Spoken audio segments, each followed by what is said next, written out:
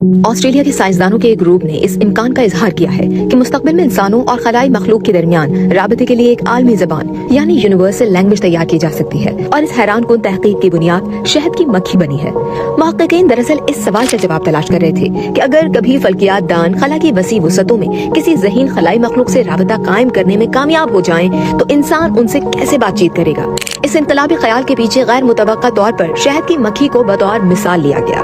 سائنسدانوں کے مطابق زمین پر شہد کی مکھی سب سے زیادہ کسی اجنبی مخلوق سے مشابہ ہے، جس کے 6 پاؤں، 5 آنکھیں اور انسانوں سے بالکل مختلف نظام ہوتے ہیں۔ حالیہ تحقیق سے معلوم ہوا ہے کہ شہد کی مکھیاں ریاضی سمجھنے اور سادہ حسابی تصورات سیکھنے کی صلاحیت رکھتی ہیں۔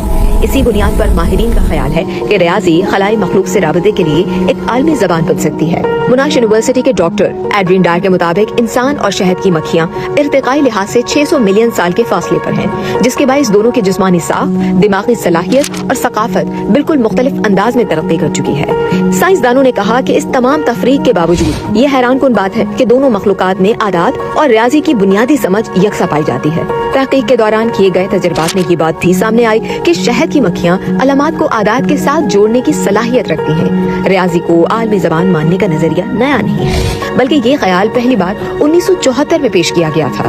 تاہم اس وقت سائنسدانوں کو یہ یقین نہیں تھا کہ آیا خلائی مخلوق بھی ریاضی کے بنیادی اصولوں کو سمجھ سکتی ہے یا نہیں۔